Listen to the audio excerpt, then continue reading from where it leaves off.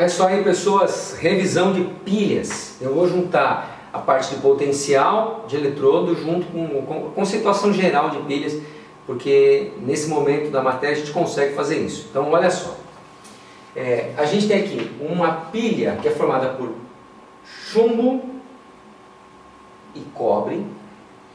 O potencial para redução do chumbo é menos 0,13 volt, o potencial para redução do cobre é mais 0,34 volt. Então existem dois tipos de exercícios que você pode encontrar. Um que já traz os potenciais e te pergunta o que vai acontecer, te pede para equacionar, calcular a diferença de potencial, etc. E um outro exercício que mostra só o desenho e, por exemplo, um eletrodo definhando, um eletrodo sendo corroído e um outro eletrodo aumentando a massa, pergunta fluxo de elétrons e por aí vai.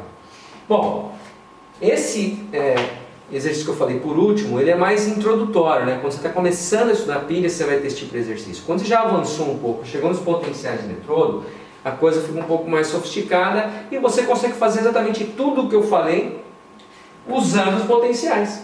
Então olha só, quem tem menor potencial para redução aqui é o chumbo. O que isso significa? Que o chumbo vai se oxidar.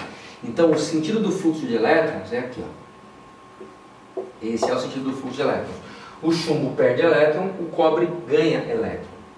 Então vamos escrever essas equações. Primeira coisa, chumbo 0 vai sofrer oxidação e vai formar o que está aqui, ó. Então o exercício já traz uma espécie de cola para você da equação. Vai formar chumbo 2+. Evidentemente 2 elétrons foram perdidos, porque de 0 para 2+, a diferença são 2 elétrons. E a gente vai colocar aqui 2 elétrons menos. 2 menos com 2 mais dá 0. Essa é uma equação de oxidação. Ok. Muito bem, eu vou reescrever ela para sobrar espaço para escrever o potencial na frente. Então rapidinho aqui, ó, fica melhor. Vamos colocar aqui, ó, PB forma PB 2+, mais 2 elétrons.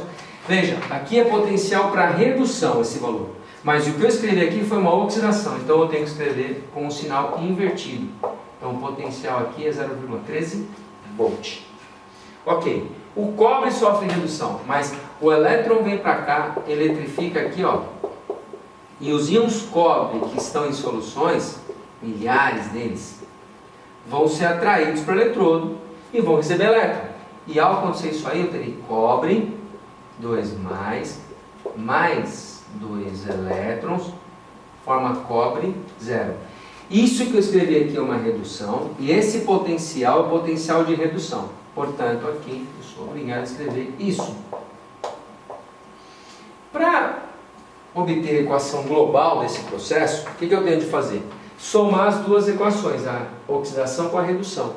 E o que eu já vejo aqui logo de cara é que o número de elétrons cedidos é igual ao número de elétrons recebidos.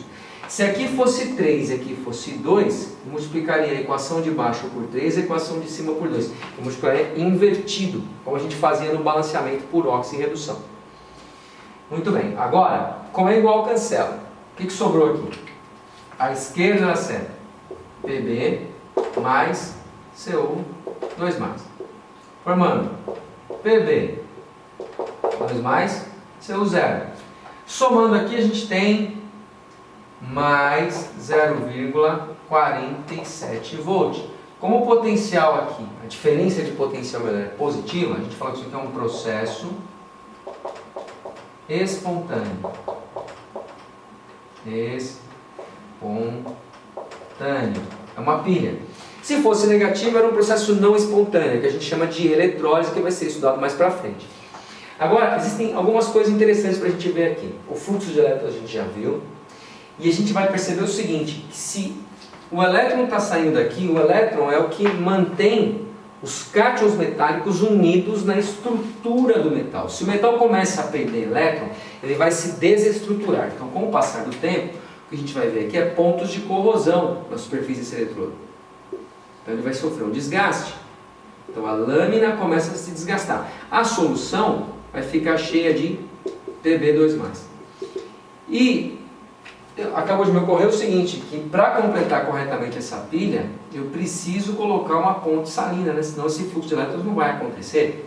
A ponte salina costuma ter Cl- e K+. K+ KCl dissolvido em água, da K+ Cl-. Aqui ela pode ter um algodãozinho ou vidro sinterizado, um vidro poroso, que permite a passagem de íons. Já vou explorar um pouco mais isso. E com o passar do tempo aqui também, o que vai acontecer é que os íons cobre vão se depositando na superfície da lâmina, o que vai fazer com que a lâmina comece a aumentar a sua massa. Essa solução aqui vai aumentar a concentração de Zn2+. E quando o cobre vai se juntando à lâmina, aumentando a massa da lâmina, a concentração de cobre 2+ nessa solução vai diminuindo. Bom, o polo que gera os elétrons, a gente chama de polo negativo. Então quem vai ser o polo negativo? É o polo cujo potencial para redução é menor. E o polo que atrai os elétrons é o polo positivo. Ele constantemente vai atraindo elétrons e as cargas elétricas vão entrando aqui nos cátions, os elétrons, eles vão se depositando aqui, recobrindo a lâmina, e esse polo sempre continua a ser polo positivo. Tá? Tem gente que duvida, fala, pô, mas como assim? Ele está ganhando elétron, vai ser positivo? Sim. Só cargas opostas se atraem. Então ele está recebendo elétron e é o polo positivo. O polo positivo é chamado de cátodo. E o polo negativo é chamado de ânodo. Certo? O que mais? Assim, como aqui sobram cargas positivas, os ânions descem aqui para contrabalançar as cargas, senão a pilha parar de funcionar. Como aqui os cátions vão grudando na lâmina e falta cátion, o K+ desce aqui para também neutralizar as cargas. Aqui teria excesso de ânion, não representei aí, mas teria. E é para isso que serve a ponto salina. Sem ela, a pilha não funciona. Então era isso, basicamente uma revisão rápida de pilhas, com os fenômenos que acontecem em função da troca de elétrons. Forte abraço e até mais!